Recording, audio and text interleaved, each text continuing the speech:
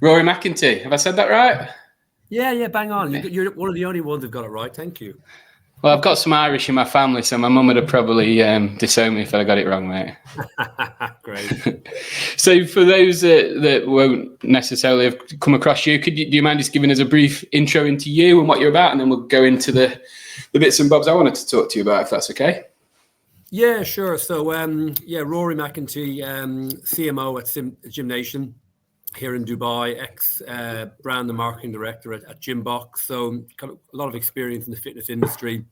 And before that, I was very much into kind of disruptive brands, Paddy Power for years, obviously being Irish. That kind of suited me quite well. And so kind of working for real kind of disruptive, fun brands, getting in trouble, being a bit of a kind of a mischief maker. So yeah, I've now left the UK and I'm over in Dubai trying to create and carve a bit of a disruptive brand over here, which is quite interesting, quite different, and a great challenge. So fun.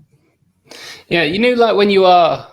We'll delve into the intricacies of what you've done previously because there's some really exciting stuff. But just since you bring that up, when you go somewhere like Dubai where the laws and bits and bobs are a little different, do you have to sort of learn again how to be disruptive within a more confined space almost? Yeah, you know what? I feel like you do. You know that scene from Men in Black when the guy comes up to you and he flashes something in front of your eyes and you forget everything. That's what it feels like being in Dubai, because everything I've known, whether it's my contacts back in the UK, media contacts or creative contacts or the audience is completely new. So you're almost starting again. Whereas if you were kind of trying to relocate in the UK and relocate your business and do marketing, you've got a rough idea of what you want to do and who you go to get that idea out to market. But here it's completely different. So you've also got to be quite mindful of the audience, and are they okay? Have they, how will they react to some of that mad stuff? But it's it's kind of testing and learning a little bit. I'm dipping the toe in the water before I kind of jump in. We'll come on to it later. We're doing a few fun things here, but you've got to adapt to your market and your audience a little bit. So, but that was the same in London versus marketing in Dublin. You always have to try and adapt. You can't do everything for everybody. Yeah, and it's like that, isn't it? It's nailing down who you're trying to appeal to, and then going all in on those, as opposed to trying to appeal to everyone when you ultimately appeal to no one.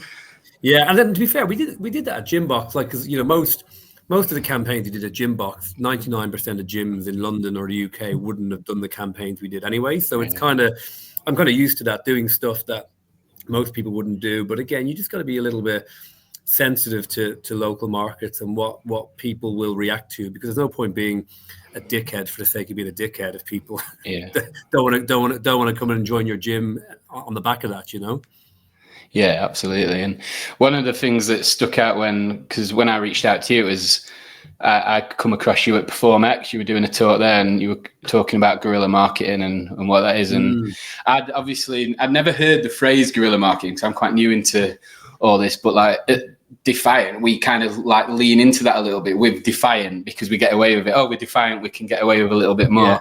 But that was, it really stuck out when you spoke at PerformX. Like, it was really cool to hear some of the stuff, but I know we'll come on to that. But I wanted to sort of just jump back a little bit, because obviously your education, when I did my stalking, mate. I got in there and did a bit of deep dive, and I seen that you kind of tailored it all to marketing very early on, and then just went down the path organically from your education and such like. So like, kind of what, at a young age, what drew you to it? Because, most people don't have any direction at that sort of age. And you obviously did that and now followed through to like CMO and achieving great things. Like, what drew you to it initially, do you think? You know what? It's funny. Someone asked me this before. Like, you look back at I look at my CV or LinkedIn or whatever, and it does look like it was very kind of formulaic and I planned it. If I go right back to the beginning, it probably wasn't. So when I was in university, when I was starting university, it was a time where everybody was doing some part of business, but you had three options when you were my age. You either went into accounting, which was boring and I can't add 2 and 2. Ask my CFO that one. How much did you spend on the marketing, Rory? I'm like, no idea. So you either went into accounting, or you did business administration, which was just generic business, or you did marketing. And I'll be honest, all the girls were doing marketing. It was the fun thing. So me and a couple of the boys, oh my God, all the girls are doing marketing. We want to be in that class. So I actually followed a couple of girls into the marketing modules, and that was the beginning of it. And then, you can relocate after a couple of years. But I think I've always been a bit of when I'm interested in something, I kind of go all in. So I kind of got really interested in the creative side of marketing, like the fun part, the advertising, social media wasn't a thing when I first started out, but it was, everything I then did revolved around marketing or advertising in some aspect. So when I was working in bars in America, when I took a bit of time off in between uni, I would always be out kind of, how do I market the bar? Because, you had to get people in the bar to get your tips. And that then became kind of my mantra and about guerrilla marketing, doing kind of fun stuff on the streets with signage or kind of dancers. So everything then revolved around marketing, but it became more practical than kind of overly kind of theory led. So I kind of naturally just kind of fell into but I never thought as marketing, if that makes sense. But then I realized after a couple of years that this is quite fun. And I kind of then went into the masters back in Ireland and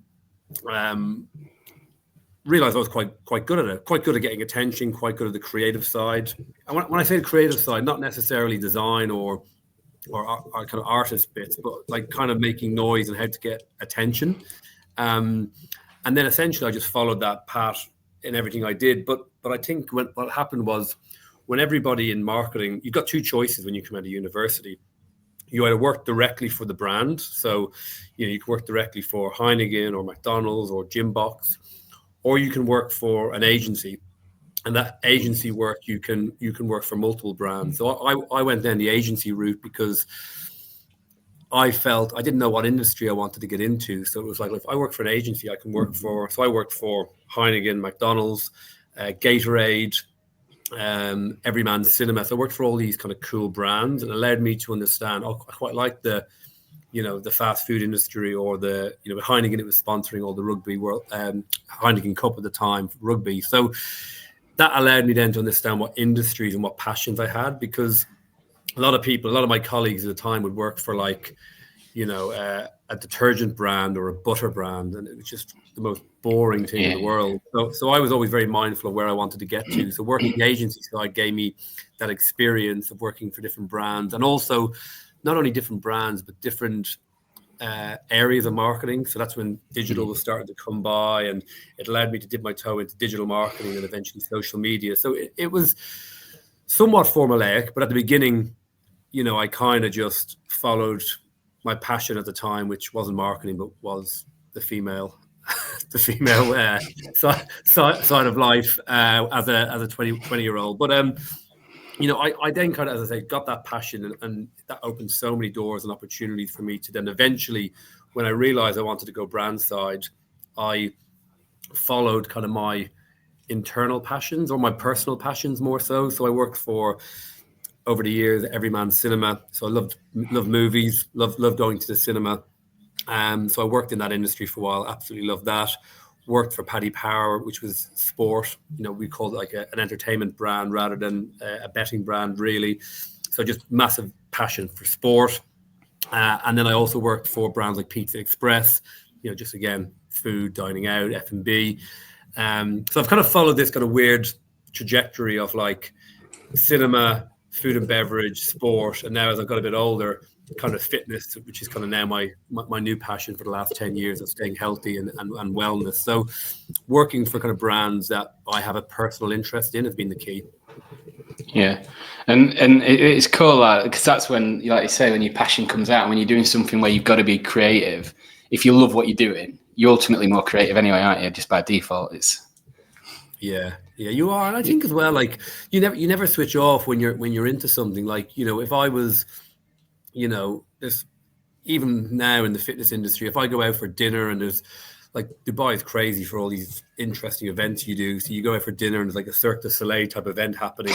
But if you're passionate about I start thinking about, how can I take some of those ideas and how can I take something of that and apply that back into my role into GymNation?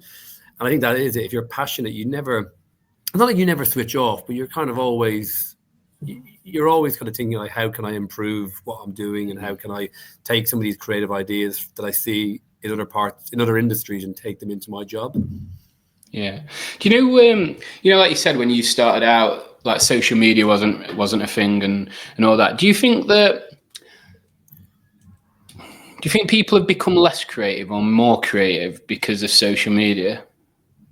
And that sounds silly because everyone's a content creator now. So your immediate response is, oh, yeah, everyone's more creative. But God, to get eyes on when you didn't have the world at your fingertips must have been so tough. You know what? I think, it goes back to this kind of quality versus quantity stuff. There's so much content out there now. I think a lot of it is pretty weak. And I think trying to get people to stop on that scroll, people scrolling through is more and more difficult. Whereas back in the day, I think you didn't have the challenge of just getting content out for the sake of getting content out. So you were able to really finesse your campaigns and your creative work to get it out. So I think you kind of spent the time where I think people just get it out. Let's get the content out. I think some of the work that I did before social media, be interesting if social media had been around, it would have had more eyeballs on it, because you can take an idea now. I'll give you an example. Like, we had this billboard at GymBox. We had one billboard. But what we would do is we'd do something like a fun bit of copy or something creative on that billboard.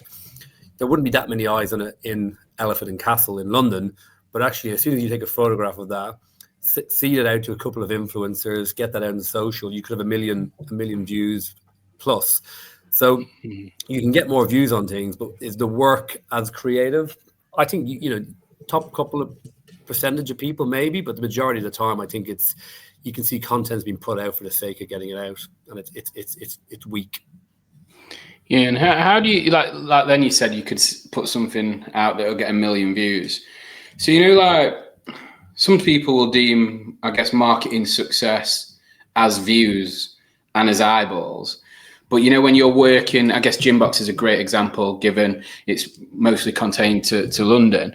How do you sort of navigate that? Because obviously, you getting 1 million views from everywhere in the world is not beneficial to the GymBox brand in terms of getting people through the door. So how do you sort of navigate that from, viral versus actual income? Yeah, it's funny. So anytime I do a campaign, I look at a couple of things. I look at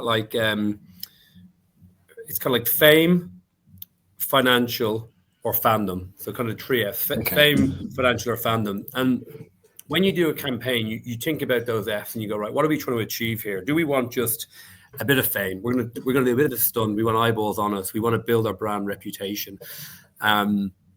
Or do we want fortune, which is essentially, are we trying to drive people to our website, to our gym, to do something which will then ultimately lead to them, a sale or a gym membership or whatever that might be. So what we'd always do is we look at that and go, you know what, this is a campaign where actually we do want 1 million eyeballs on it, just because we want to build our brand and people see that we are, a hot brand right now. And even if that's somebody in, we'll get comments from people from, New Zealand to New York to kind of, South Africa, saying, this is so cool. We need this gym, or we need this class in our country. And okay, that person will never necessarily become a member in most instances, but actually just creating that talkability, keeping you as a hot brand, people are then seeing those comments in London on your social media.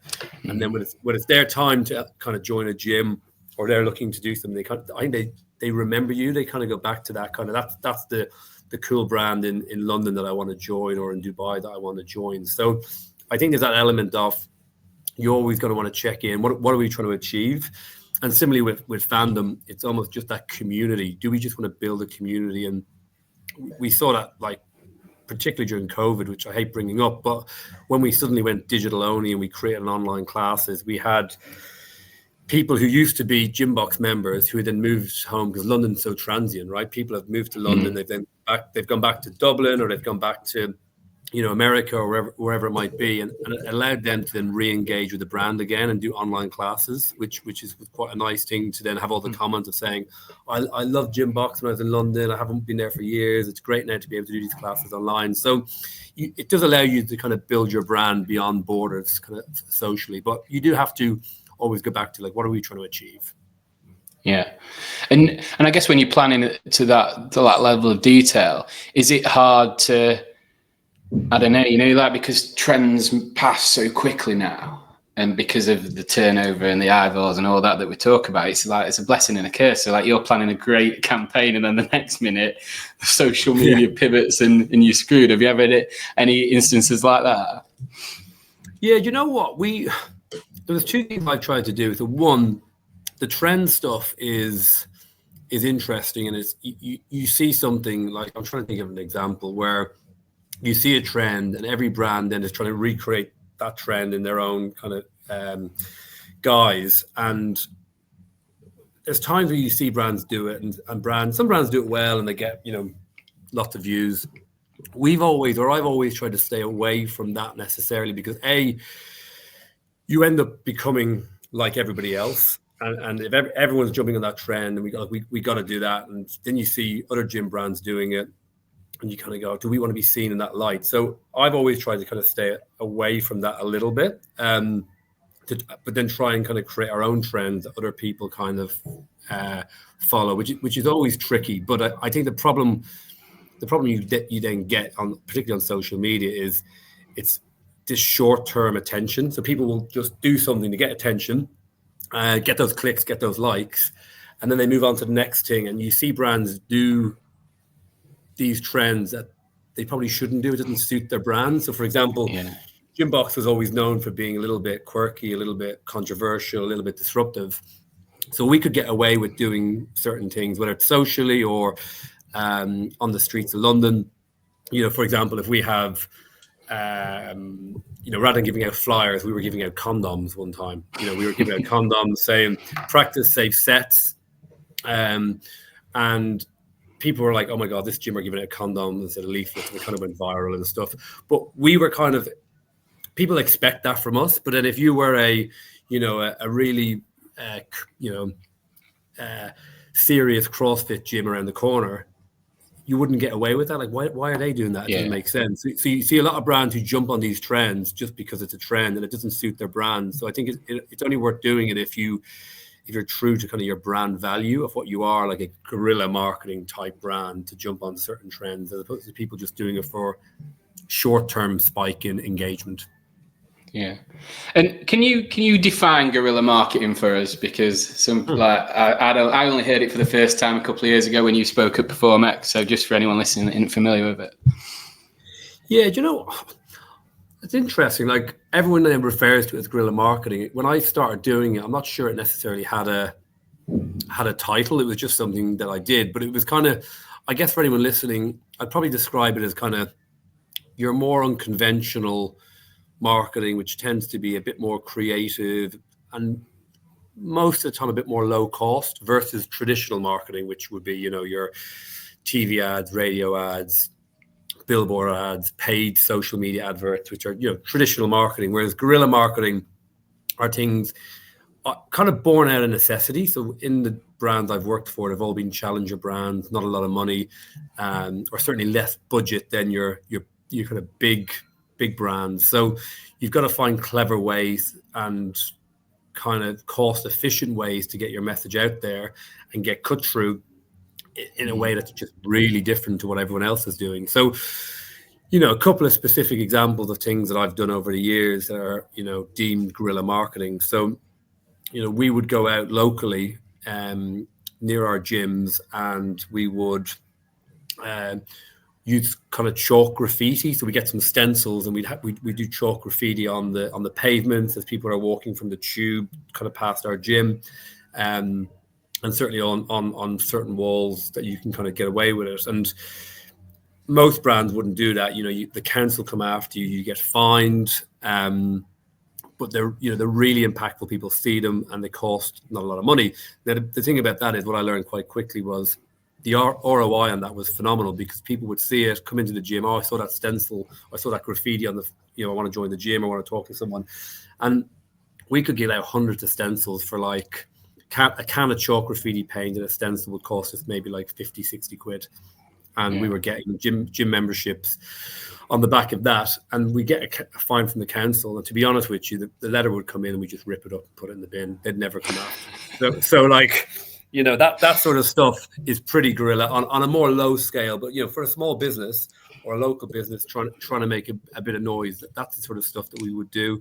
On the bigger scale at Paddy Power, like we did, if anyone remembers Twitter, now X, like we did like during the Ryder Cup in 2012, when Twitter was the big social media platform, we hired a load of planes that kind of could puff out smoke on the back of them, and we kind of started writing tweets in the sky over the Ryder Cup, and people were filming that, and got millions and millions of views.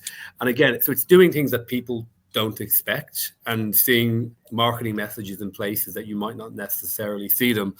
I got in trouble in the gym industry probably 3 years ago when, I don't know if how much you know about Google search, but if you're typing in best gyms in Dubai, you'll get served with adverts of kind of whoever wants to pay positioned at the top of Google.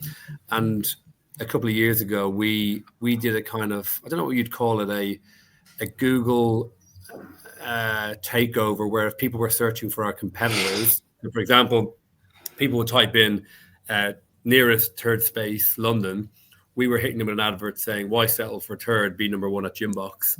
So we kind of hijacked their Google search. So it's kind of coming up in places that people won't expect you to, being a little bit creative. And my view on that is, not only does it help from a performance marketing side, but it helps build your brand. I think it helps build what people think of your brand. And over years and years of doing that, people then expect that from GymBox. Everyone expected GymBox to do something a little bit different, and that's kind of what I'm doing now in Dubai, trying to get into people's kind of decision-making process in a kind of clever, authentic but disruptive kind of way. I don't think I'd advise graffiti in sidewalks in Dubai.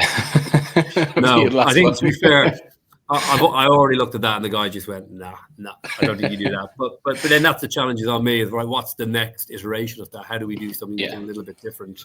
Now, I'm still working that out. That could be like drones doing kind of laser shows or something, but that could get shot down as well. Who knows? Watch this space, mate. I am going to, most definitely. Yeah, it's going to be nothing but boring, I'll tell you that. So, like, obviously you have this style, and some of the stuff you talked about then, like you say, people just wouldn't have the balls to do it, let alone the sort of the thought process. When you go, like obviously moving to GymNation, is it like, to take that position, do you basically say, look, this is how I do stuff. If you're hiring me, don't I don't know, try and tame me. This is what I want to do, and I either do it as I do it or I don't do it at all. Yeah, you know what?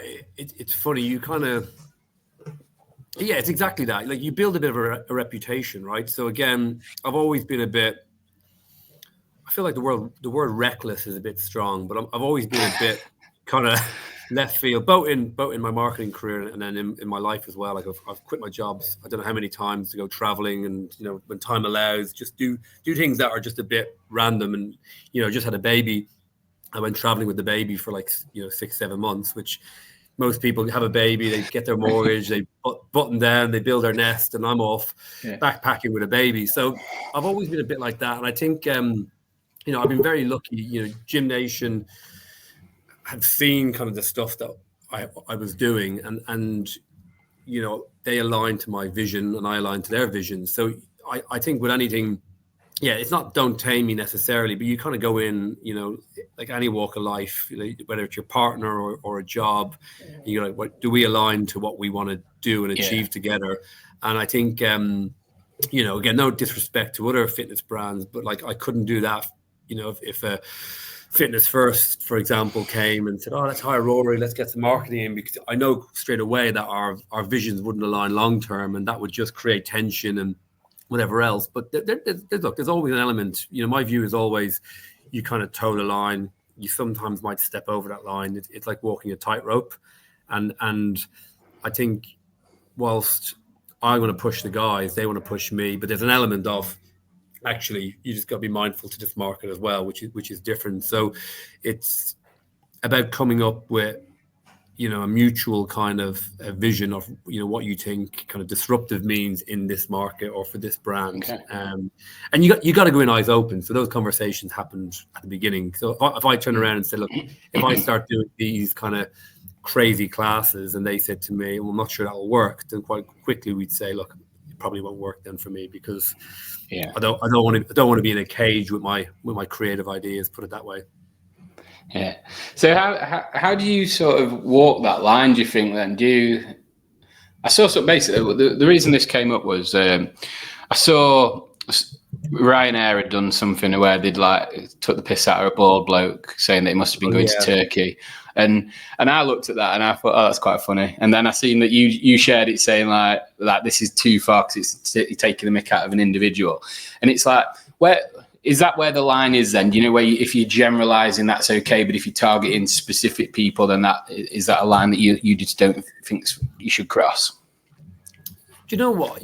The short answer is yes. I think if you target a topic, or so look, the Ryanair is a great example. Like Ryanair doing their mean tweets or mean responses, like they've nailed that strategy over years. And Michael, who was the ex-head of strategy or head of social, at Ryanair, had just perfected that strategy. But what they were really clever at doing was taking the mickey out of, people have paid nothing for these cheap seats, and then they're complaining that they haven't got a window seat or they haven't got enough leg room, and they're like, come on, you pay this money. And so, but they were kind of poking fun at a topic or a generalization. So, again, in the fitness industry, I think you can take aim at a certain kind of stereotype, like the gym bros or the leg day and the things that we all associate with the gym. But I think with the Ryanair one, when it crossed the line, like if I suddenly, in the gym industry started saying to someone, look, you're fat,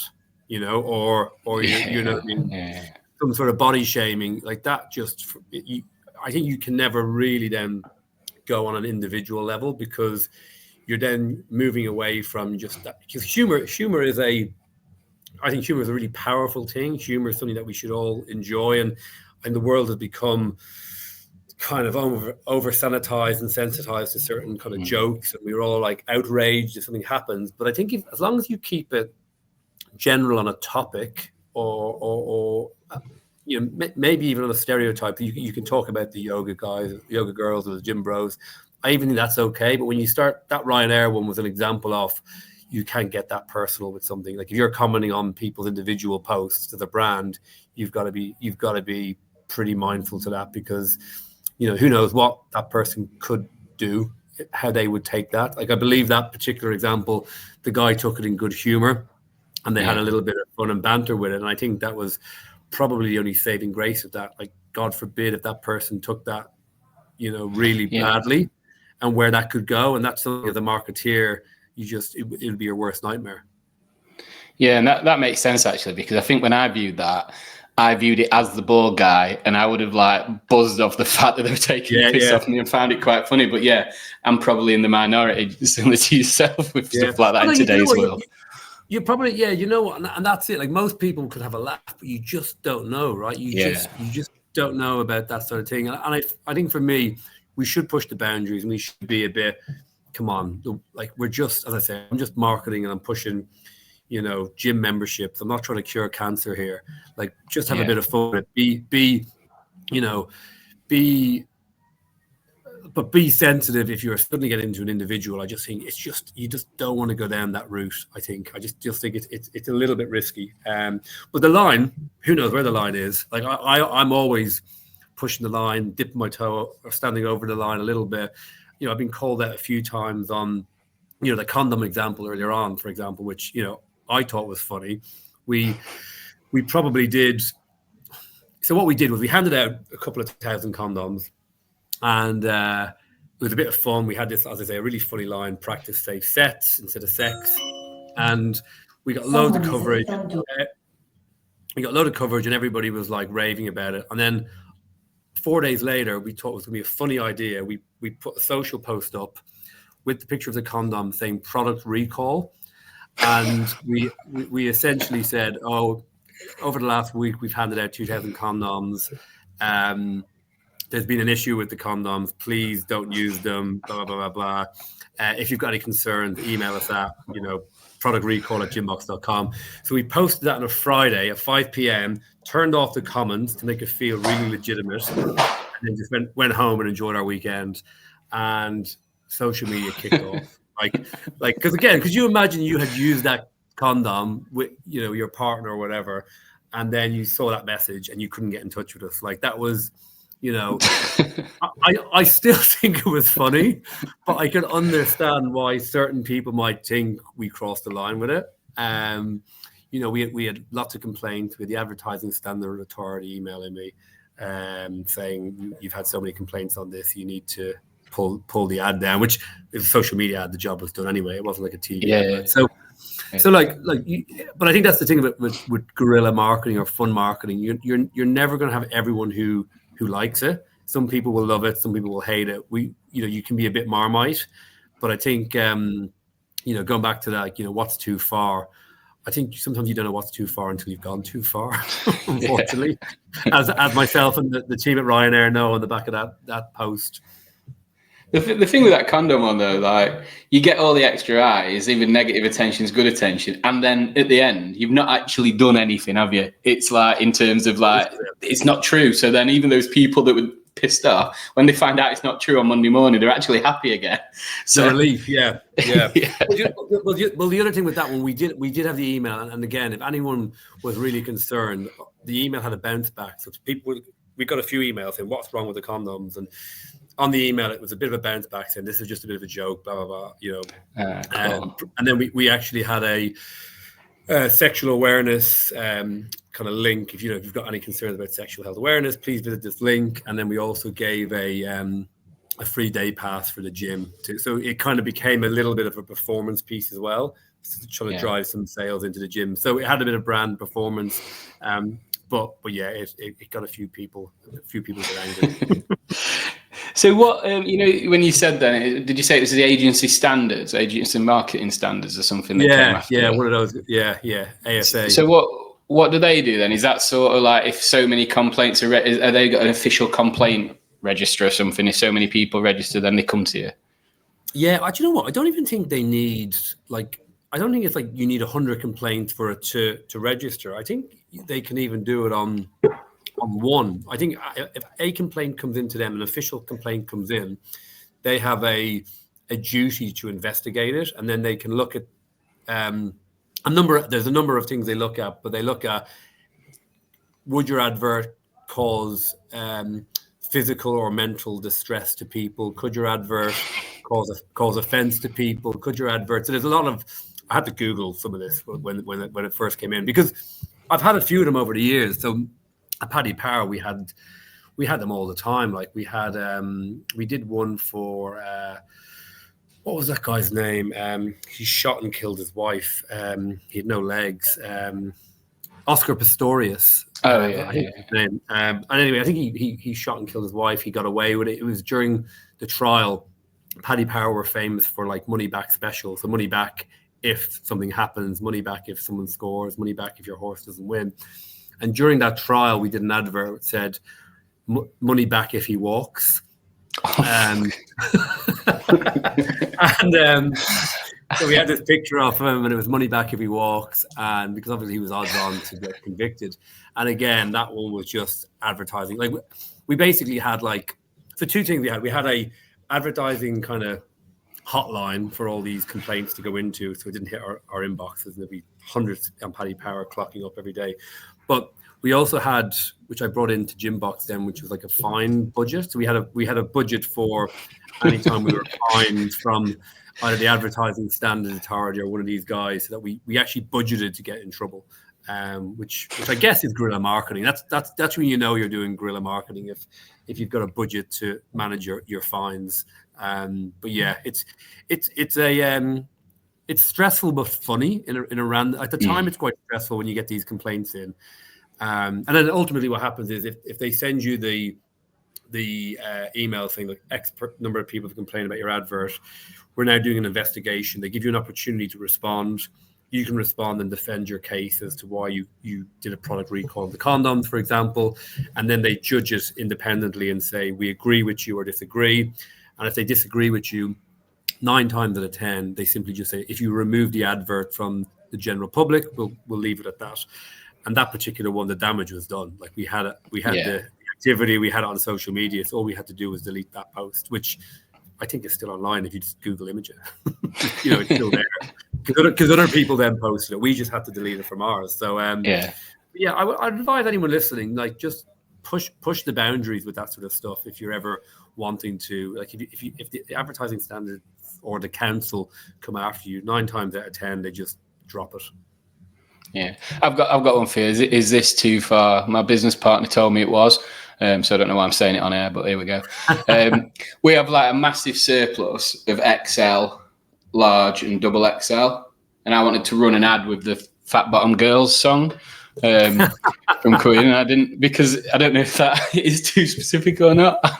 What would you say on that one? I would do it. You know what? It'll probably be your best-selling shirt then, because I would do it. I would do it. But the problem is with that, if you've got to think about it, and some people say you should do it, some people say you shouldn't do it, then you know it's a good idea. That's my view.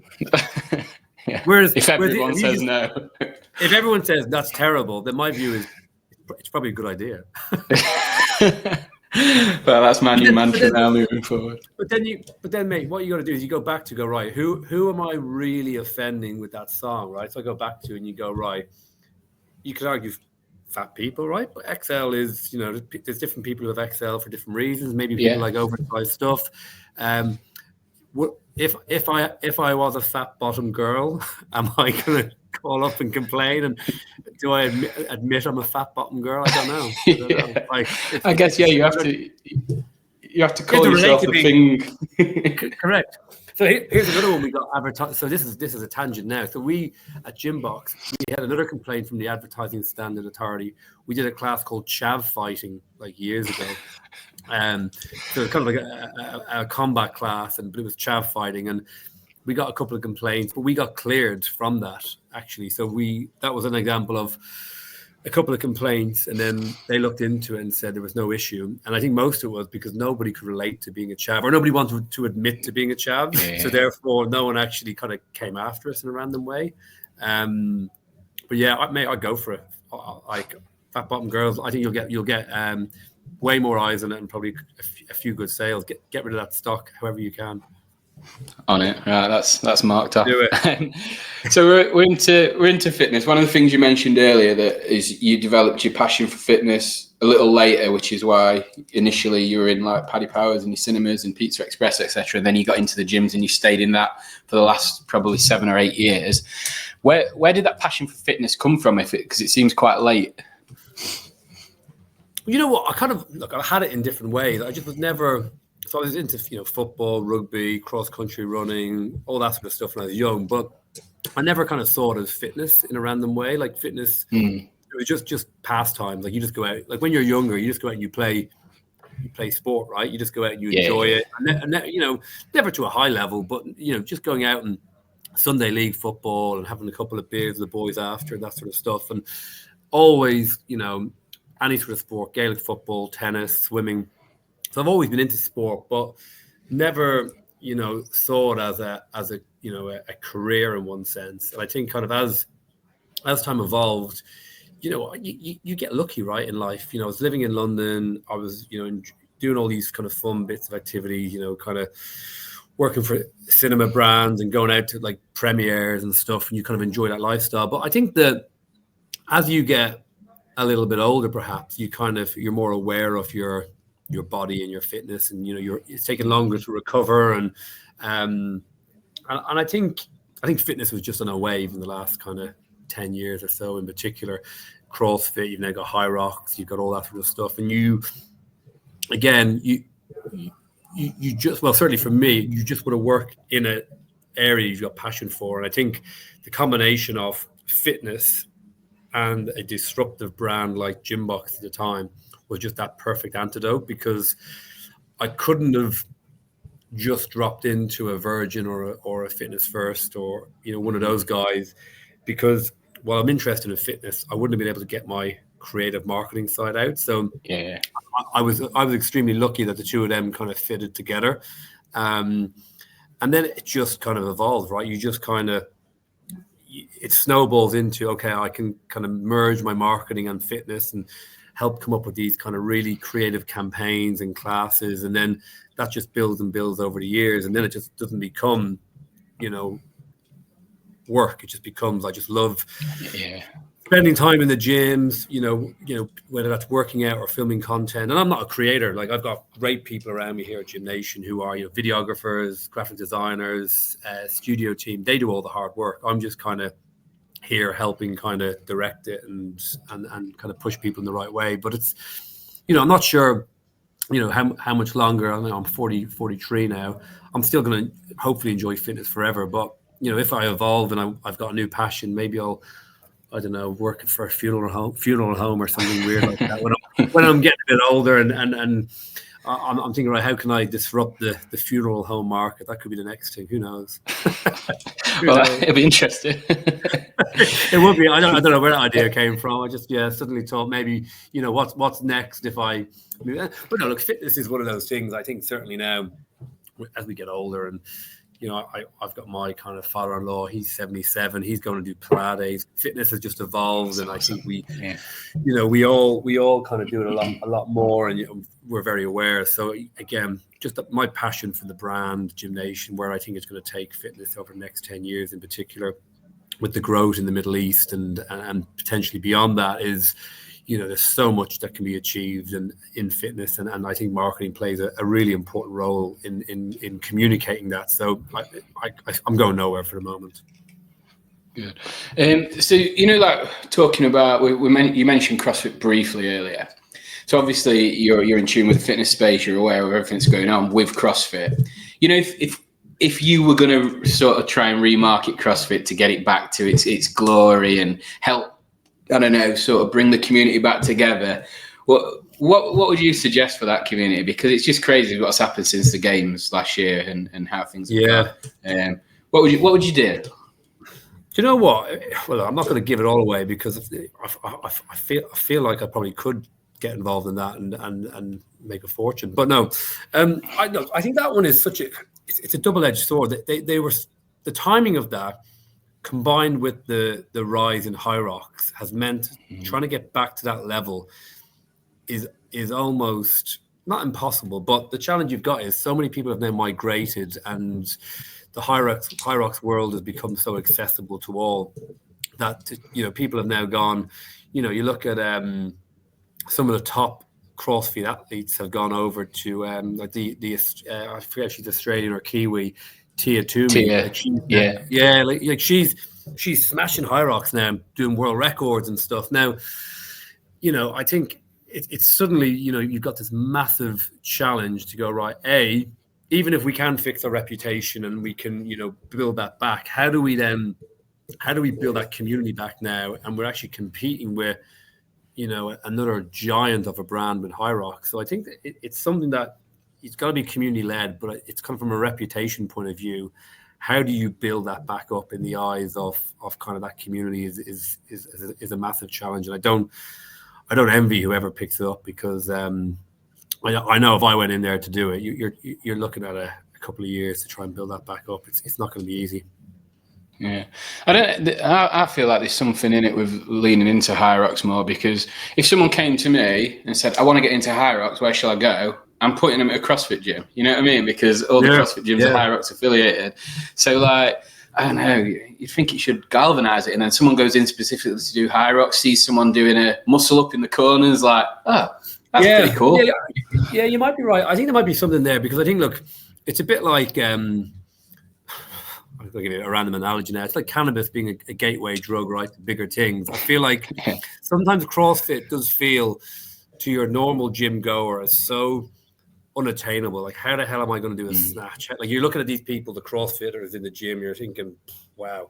And maybe those people who are entry level into High Rocks, who can manage to kind of get around the event, maybe are aspiring to step up in future to a kind of CrossFit thing. So, you know, it's almost like how do you get them kind of working together, and how do you kind of, you know, but again, High Rocks are so focused in their world. It's not their job to save CrossFit, but I think there might be something in there around, as I say, does High Rocks become that gateway to people who want to evolve into CrossFit? Maybe, because I think CrossFit is always that kind of niche participant at the beginning, and people go in and it does look a little bit scary.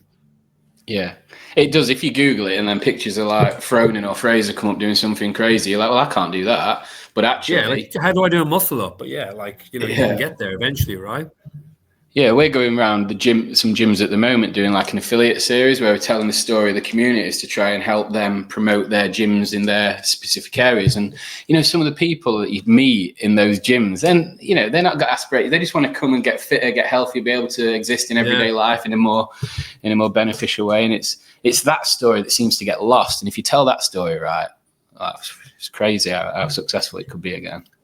Yeah, I think it is those stories, right? It's those individual stories of people who, you know, you've seen it on their social channels over the years, like, you know, someone who's a 60-year-old who just started CrossFit 10 years ago in their 50s. Like, you kind of think, oh, well, you know, if he can do it, then maybe I can, you know? I think there's that kind of gymitation scariness factor, and which exists for everyone, right? But I think in the CrossFit world, I think it's even bigger. I think it's a huge barrier, big challenge that they have to overcome.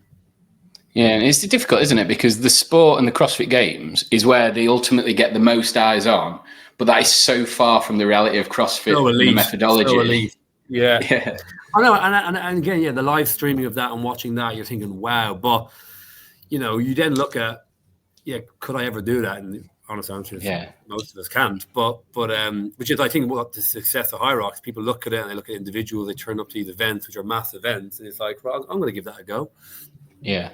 And it's the same every time. Oh, I can go a bit faster next time. I can do that. And it's like, yeah. Right, mate. Before I let you shoot, I need you to answer the question that my previous guest left for you. To do that Stephen Bartlett ripoff, mate. So we do that. And his question was, and I guess it's quite a good one for you, given there's marketing in it as well. If a CrossFitter stands on top of a podium, or any athlete, he just said CrossFit because he's in the space, after using pads, or an influencer selling the dream on Instagram after actually using surgery or steroids rather than the magic pill products they seem to be peddling on that day, which do you think out of those two things is more detrimental to society or to the fitness industry? Wow. That's a tricky one. That's almost like, all right, I'll give you my honest take on that one. I think what's worse out of those two is probably the influencer selling stuff. I'll tell you why. Because if I go back to the kind of marketing side of things, it's false advertising, right? They're both false advertising, let's be honest. But at least with the guy standing on the podium, he's only kind of harming himself. He's only kind of he's faked it. We all go, okay, great, you're on the podium, but actually, there's no real impact on me personally looking at that. However, if I'm looking at an influencer and they're selling me something, saying that they've lost all this weight or gained this muscle from this magic pill, I'm then going and buying that, and I'm not getting, it's not going to work, right? So that's kind of my view, and also look, there's an element of, whilst both are wrong, the PED one is only damaging that person individually. So I go back to that. But look, it's each to their own, right? I think. What would you think? I ask you a question. I lean, after you've explained that, I'm kind of in agreement. But I do lean slightly more towards the CrossFitter purely because. I don't know, just through, trying to use common sense, you look at some of the shit that's on there, you're like, bollocks, that didn't do that. And if you're stupid enough to believe it, then buy it. It serves you right. You're the kind of guy that goes foot shopping and comes back with magic beans. Yeah, true. Yeah, no, I get that. It's